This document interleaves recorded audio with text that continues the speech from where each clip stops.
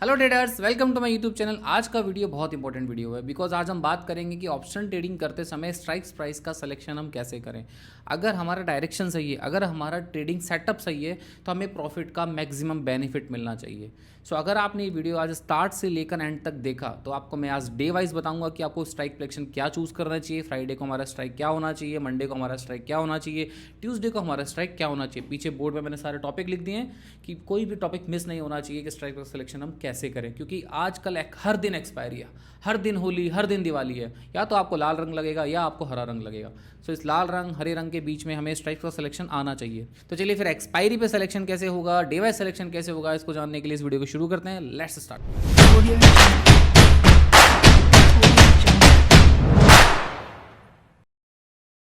सो strike price का selection को समझने से पहले हमें ये समझना होगा कि कितने तरह के स्ट्राइक प्राइस होती है। तीन तरह की मेजरली स्ट्राइक प्राइस होती है। पहला होता है आईटीएम, दूसरा होता है ओटीएम और तीसरा होता है एटीएम। वैसे तो पता होगा आपको, बहुत बेसिक टर्मिनोलॉजी है, बट फिर भी एक बार मैं आपको रिपीट कर देता हूँ जिससे आपका एक रिवीजन हो जाएगा। मार्केट जहाँ ट्रेड कर रहा होता है एट अ टाइम, उसको एट द मनी बोलते हैं। फॉर एग्जांपल आज अभी मार्केट 45,156 पे क्लोज हुआ तो इसके नियरेस्ट स्ट्राइक को हम एट द मनी बोलेंगे। इसका नियरेस्ट स्ट्राइक क्या होगा? 45,200। सो ये हो गया हमारा एट द मनी। अगर मार्केट मान लो 44,870 पे ट्रेड कर रहा होता तो 44,900 एट द मनी हो जाता, बट अभी करंटली मार्केट 45,156 पे क्लोज हुआ है, इसलिए इसके लिए नियरेस्ट स्ट्राइक क्या हुआ? 45,200। तो इसे हम एटीएम से डिनोट करेंगे। मार्केट जिन स्ट्राइक को अचीव कर चुका है या मार्केट जहां से आया है उन्हें हम इन द मनी बोलते हैं। फॉर एग्जांपल मार्केट 44,700 से ट्रैवल करता हुआ मार्केट 45,200 गया है, मतलब मार्केट यहां से अप जा चुका है। तो ये सारी स्ट्राइक्स क्या होंगी? कॉल्स की इन द मनी होगी। और मार्केट जहां जाना चाहता है उन्हें हम ओटीएम बोलते हैं। जिन्हें मार्केट्स ने भी अचीव नहीं किया है, बट अगर मार्केट इन फ्यूचर उन्हें क्रॉस कर देता है तो वो सब इन द मनी हो जाएगी और मार्केट जहां क्लोज होगा वो एटीएम हो जाएगा। क्लियर? इसको बहुत सिंपली समझते हैं। मार्केट जहां ट्रेड कर रहा है उसे हम एट द मनी बोलते हैं, मार्केट जहां से आया है उसे इन द मनी बोलते हैं, और मार्केट जहां जाना चाहता है उसे हम ओटीएम बोलते हैं। Simple, at the money, in the money, OTM.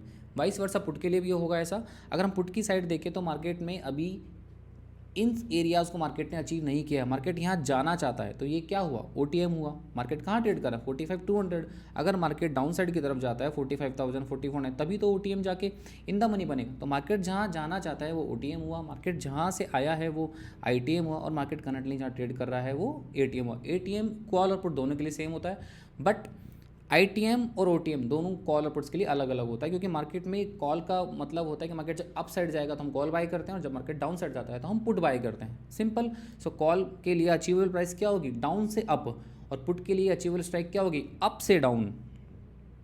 Clear? बहुत सिंपल है, शायद आपको आता भी होगा, बट आपको ये पता होना चाहिए था कि स्ट्राइक प्राइस कितने तरह की होती है। So second most important thing है डेल्टा। आपका कोई भी स्ट्राइक एट द मनी से इन द मनी बनेगा या ओटीएम बनेगा, या फिर इन द मनी का स्ट्राइक आपका एट द मनी बनेगा या फिर ओटीएम बनेगा। इसे कौन ड्राइव करता है? इसे ड्राइव करता है डेल्टा। डेल्टा ग्रीक फैमिली का पार्ट है, हमें सिर्फ इसे समझना है। बाकी इसका कैसे यूज़ करना है, क्या करना है, मुझे आगे वाले पार्ट में बताऊंगा। आपको इस फंडामेंटल का इतना लोड नहीं लेना है, बट अगर आप होमवर्क करने बैठो कि मेरी स्ट्राइक में कितना मोमेंटम आया, तो आपको पता होना चाहिए लॉजिक। बाकी आपको मैं टिप्स एंड ट्रिक्स बताऊंगा कि आपको मंडे से लेके फ्राइडे तक कौन से दिन आपको कौन सा प्रीमियम चूज़ करना चाहिए, आपके लिए बहुत सिंपल हो जाएगा। बट आपको पता भी होना चाहिए कि ये फंडामेंटली स्ट्राइक कैसे मूव करती है। सो डेल्टा की एक वैल्यू होती है जो एक्सचेंज द्वारा डिसाइड होती है, कि जैसे किसी का डेल्टा 0.9 है, किसी का डेल्टा 0.83 है, और किसी का डेल्टा 0.34 है। फॉर एग्जाम्पल, डेल्टा कैसे आपके ऑप्शन के प्रीमियम को राइज करता है? अगर आपका स्पॉट बैंक निफ्टी हो, सेंसेक्स हो, 100 पॉइंट से मूव करता है, अगर आपके स्ट्राइक का डेल्टा 0.83, आप इसे मल्टीप्लाई करेंगे 0.83, मतलब आपके ऑप्शन के प्रीमियम में 83 पॉइंट का मूव आएगा। सो जिसका जितना हाई डेल्टा होगा उतना ज़्यादा रेट ऑफ चेंज आएगा प्रीमियम में। फॉर एग्जांपल, इसका डेल्टा 0.21 है तो इसमें 21 पॉइंट का मूव आएगा। इसका डेल्टा 0.63 है तो इसमें 63 पॉइंट का मूव आएगा। इंडेक्स 100 पॉइंट मूव कर रहा है सभी जगह, बट हर स्ट्राइक का अलग अलग डेल्टा होने की वजह से अलग अलग पॉइंट्स आप कैप्चर कर पाओगे। फॉर एग्जांपल, मार्केट में 200 पॉइंट की रैली आई। 200 पॉइंट की रैली में किसी ने 44,500 चूज़ किया, किसी ने 45,200 चूज़ किया, और किसी ने 45,500 चूज़ किया। किसी ने इन द मनी को चूज़ किया, किसी ने एट द मनी को चूज़ किया, और किसी ने डीप ओटीएम को चूज़ किया। सो 200 पॉइंट के मोमेंटम में अगर हम इसको मल्टीप्लाई करें डेल्टा से, तो ये 170 पॉइंट्स इसके अंदर कैप्चर होंगे जिसने इन द मनी को चूज़ किया, और जिसने एट द मनी को कैप्चर किया उसको 100 पॉइंट कैप्चर होंगे, और जिसने ओटीएम को चूज़ किया उसको ओनली 44 पॉइंट का मूव कैप्चर होगा। सो आपको ये बात तो समझ में आ गई होगी कि डीप ओटीएम ऑप्शन बायर के लिए दुश्मन है, और deep in the money option buyer की दोस्त है, बट आपका ट्रेड प्लान और स्ट्रेटजी उस समय सही होना चाहिए, बिकॉज इसका चेंज ऑफ इंटरेस्ट जितना स्पीड से अप साइड जा रहा है उतना ही स्पीड से डाउन साइड में भी आता है। सो बेस्ट स्ट्राइक प्राइस क्या होगी उसकी चेंज को मेज़र करने के लिए हमें डेल्टा का थोड़ा सा पता होना चाहिए, जो मैंने आपको अभी तक डिलीवर कर दिया। सो अगर अभी तक के वीडियो को मैं समराइज़ करूँ तो आप ये सीख चुके हो कि स्ट्राइक प्राइस कितने टाइप्स की होती हैं, plus strike price in the money, ATM, OTM कैसे ड्राइव करती हैं, या किसी भी प्रीमियम का स्पीड ऑफ इंटरेस्ट कैसे चेंज होता है उसको हम मेज़र करते हैं डेल्टा से। तो चलिए अब इसे हम डे वाइज समझते हैं। तो day wise strike price selection को समझने के लिए मैंने बैंक निफ्टी इंडेक्स यूज़ किया है, because bank Nifty high volatile index है। अगर आपको बैंक निफ्टी में स्ट्राइक प्राइस सिलेक्शन आ गया तो आप किसी भी इंडेक्स में स्ट्राइक प्राइस सेलेक्ट कर सकते हैं, बिकॉज सभी लेस वॉलेटाइल इंडेक्स है। आपको सेम कॉन्सेप्ट यूज़ करना है, आपको सेम मेथड यूज़ करना है बस, और आपका काम हो जाएगा। सो हमें strike price selection day wise समझने के लिए हमें ये समझना होगा कि सेलर्स पर डे के हिसाब से कैसे सोचता है। मतलब सेलर थर्सडे को क्या सोचता है, सेलर फ्राइडे को क्या सोचता है, सेलर मंडे को क्या सोचता है, ट्यूसडे को क्या सोचता है, और वेडनेसडे को सबको जीरो कर देता है, बिकॉज वेडनेसडे को बैंक निफ्टी की एक्सपायरी होती है। ठीक है, सो फ्रेश पोजीशंस राइट करना सेलर स्टार्ट करता है थर्सडे को और फ्राइडे को, मतलब इस दिन पोजीशंस राइट की जाती है। अगर पोजीशन इस दिन राइट की जाती है तो हमें हमारे ऑप्शन के प्रीमियम में कोई लोड नहीं आने वाला, क्योंकि पोजीशंस राइट लिमिट ऑर्डर के साथ होती है। सो हम इस दिन हम एट द मनी के ऊपर नीचे कोई भी स्ट्राइक हम ले सकते हैं जिसका डेल्टा 0.5 हो और 0.6 हो। स्लाइट ओटीएम भी हम जा सकते हैं जिसका डेल्टा 0.4 हो। हमें इस दिन कोई पेन नहीं आने वाला। अगर मार्केट हमारे अगेंस्ट में मूव जाता है तो हमारा 50 पॉइंट, 60 पॉइंट और 40 पॉइंट का ही स्टॉप लॉस जाने वाला है। थर्सडे और फ्राइडे को आपका एट द मनी का इन द मनी के चांसेस होना बहुत हाई होता है, बिकॉज अगर मार्केट में 100 पॉइंट का मूव आएगा तो आपका स्पॉट में 0.5, 0.6, 0.4 के अकॉर्डिंग 50, 60 और 40 पॉइंट का मूव आएगा। बट आपका एट द मनी उसी दिन आपका इन द मनी भी बन जाएगा, मतलब ये डेल्टा भी चेंज होगा। ये डेल्टा 0.6 से 0.7 हो जाएगा, 0.5 से 0.6 हो जाएगा। सो रेस्ट आपका जो मोमेंटम आएगा उसका rate of change speedly high हो जाएगा। सो अभी आपका 50 पॉइंट का मूव आया था, नेक्स्ट 100 पॉइंट में आपका मूव 70 पॉइंट का आएगा, तो आपको 120 पॉइंट का मूवमेंट मिलेगा। और इस दिन थीटा डीके बहुत लेस होता है, तो आपकी विनिंग चांसेस बढ़ जाते हैं। इसलिए आप थर्सडे और फ्राइडे को 0.5, 0.6 का डेल्टा स्ट्राइक ले सकते हैं। मंडे को आपको 0.7 और 0.6 डेल्टा का स्ट्राइक लेना है, बिकॉज सैटरडे की छुट्टी है, संडे की छुट्टी है, 2 दिन का थीटा सेलर के पास ऑलरेडी है। सो वो मंडे को अपना प्रॉफिट बुकिंग कर सकता है। अगर वो मार्केट में प्रॉफिट बुकिंग करेगा तो मार्केट बहुत वॉलेटाइल हो जाएगा, और बहुत मार्केट वॉलेटाइल हो जाएगा। और मार्केट में अगर आपने एट द मनी लिया है, अगर वो स्ट्राइक आपका ओटीएम बन जाएगा तो आपका थीटा डीके बहुत फास्ट होगा, बिकॉज 2 दिन की छुट्टी भी थी, प्लस आज जो मोमेंटम आया उसका गैप भी फिल होगा। इसलिए आपको मंडे को 0.7 और 0.6 का स्ट्राइक लेना है। अगर आपका ट्रेडिंग प्लान सही है तो आपका मोमेंटम एटलीस्ट आपके फेवर में आए, और अगर आपके मार्केट अगेंस्ट में जाए तो आपका स्टॉप लॉस भी छोटा जाए। क्लियर। ट्यूसडे और वेडनेसडे को आपको 0.8 वाला डेल्टा का स्ट्राइक लेना है 130 से पहले, बिकॉज बहुत ज़्यादा थीटा होता है स्ट्राइक्स के अंदर, जिसको मेल्ट डाउन होना होता है बहुत फास्ट। सो अगर आपका डायरेक्शन गलत हुआ तो आपका स्टॉप लॉस, छोटा सा स्टॉप लॉस जाएगा और आप मार्केट से बाहर हो जाएगा। सो अगर आपका डायरेक्शन सही भी हुआ और आप डीप ओटीएम में या ओटीएम में बैठे रहे तो मूव आपके फेवर में नहीं आएगा। इसलिए हमें ट्यूसडे और वेडनेसडे को 130 से पहले 0.8 डेल्टा का स्ट्राइक प्राइस चूज़ करना है। क्लियर। 130 के बाद यहाँ पर थीटा बहुत कम हो जाता है और गामा का इन्फ्लुएंस बढ़ जाता है। सो इसे मैं बहुत सिंपल समझाऊँ तो थीटा की वैल्यू बहुत कम हो जाती है 1:30 बजे के बाद, और गामा का इम्पैक्ट हाई हो जाता है, मतलब आपकी प्रीमियम में से फेयर वैल्यू बचा है। तब आप 0.6 और 0.7 के स्ट्राइक को भी चूज़ कर सकते हैं, बट 130 के बाद।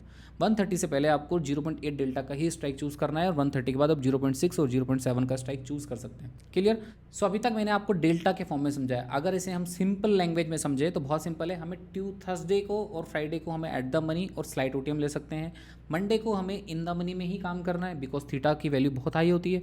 ट्यूसडे वेडनेसडे को हमें डीप इन द मनी 1:30 बजे से पहले, और 1:30 बजे के बाद हमें स्लाइट आइटम में हम ट्रेड कर सकते हैं। सो आपको डे वाइज ये स्ट्राइक प्राइस का सिलेक्शन समझ में आ गया होगा। ये सेम आप निफ्टी में अप्लाई कर सकते हैं, सेम आप मिड कैप निफ्टी में अप्लाई कर सकते हैं, सेम आप फिर निफ्टी में अप्लाई कर सकते हैं, सेम आप सेंसेक्स में भी अप्लाई कर सकते हैं। सो अब हमें ये समझना है कि हमें क्या नहीं करना है। बैंक निफ्टी में आप साइकोलॉजिकल नंबर वाला स्ट्राइक चूज़ नहीं करेंगे ट्रेडिंग के लिए, स्पेशली ऑप्शन बाइंग के लिए, बिकॉज 44,500, 44,400 ये एक साइकोलॉजिकल नंबर होते हैं। यहाँ पर सबसे ज़्यादा ऑप्शन राइटिंग की जाती है। मतलब अगर यहाँ मार्केट अप्रोच करेगा तो यहाँ से रिजेक्शन आएगा, अगर यहाँ मार्केट नीचे की साइड जाएगा तो मार्केट यहाँ सपोर्ट लेगा। सो बेसिकली अगर आपने इन स्ट्राइक्स के अंदर आपने बाइंग की है तो मार्केट में जैसे ही रिजेक्शन फॉर्म होगा, या मार्केट में फ्रीक कैंडल आता है, या मार्केट में 100 पॉइंट का रिजेक्शन आता है, तो आपका स्टॉप लॉस बहुत स्पीडली हिट होगा। बिकॉज मार्केट में रिजेक्शन तो आएगा, बिकॉज सेलर की फेवरेबल स्ट्राइक है, ये बायर्स के लिए फेवरेबल नहीं है। सेम अब आपको निफ्टी में क्या नहीं करना है, निफ्टी में आपको 50 के मल्टीपल वाली किसी भी स्ट्राइक में काम नहीं करना है, बिकॉज यहाँ पर सेलर की प्रेजेंस नहीं होती है। अगर यहाँ सेलर की प्रेजेंस नहीं है तो यहाँ लिक्विडिटी नहीं है।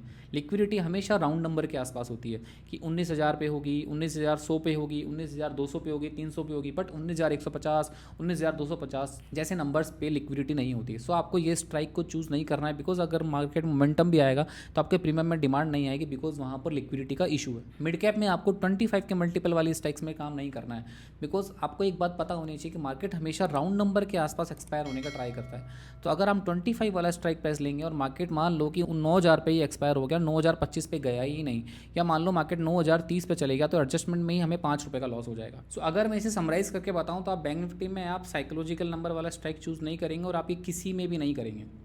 ना आपको निफ्टी में साइकोलॉजिकल नंबर वाला ऑप्शन बाइंग करना है, ना आपको मिड कैप में करना है, ना आपको सेंसेक्स में करना है, ना आपको फिर निफ्टी में करना है। प्लस बैंक निफ्टी में 100 का मल्टीपल होता है, तो आप इसमें किसी भी स्ट्राइक को चूज़ कर सकते हैं ट्रेडिंग के लिए।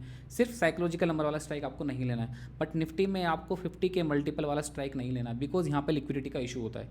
सेकंड, मिड कैप निफ्टी में आपको 25 के मल्टीपल वाला स्ट्राइक नहीं लेना है, बिकॉज यहाँ भी सेम सेलर्स की प्रेजेंस कम होती है और लिक्विडिटी का इशू आता है, और मार्केट हमेशा राउंड नंबर के आसपास एक्सपायर होने का ट्राई करता है, और ये 25 मिड नंबर है, इसलिए हमें इस स्ट्राइक को अवॉइड करना है। सेंसेक्स में हमें सेम साइकोलॉजिकल नंबर वाला स्ट्राइक नहीं चूज़ करना है, बाकी आप सेंसेक्स में किसी भी स्ट्राइक को चूज़ कर सकते हैं। फिर निफ्टी में ऐसा कोई इशू नहीं है, फिर निफ्टी हाईली लिक्विड और हाईली वॉल्यूम वाला इंडेक्स बन चुका है, तो आप उसमें 50 के स्ट्राइक्स में भी ट्रेडिंग कर सकते हैं, आप उसमें 100 के स्ट्राइक्स में भी ट्रेडिंग कर सकते हैं। सो ये था स्ट्राइक प्राइस सिलेक्शन का कंप्लीट ओवरव्यू, जिसमें मैंने आपको डे वाइज बताया कि आप कौन सा स्ट्राइक सेलेक्ट कर सकते हैं।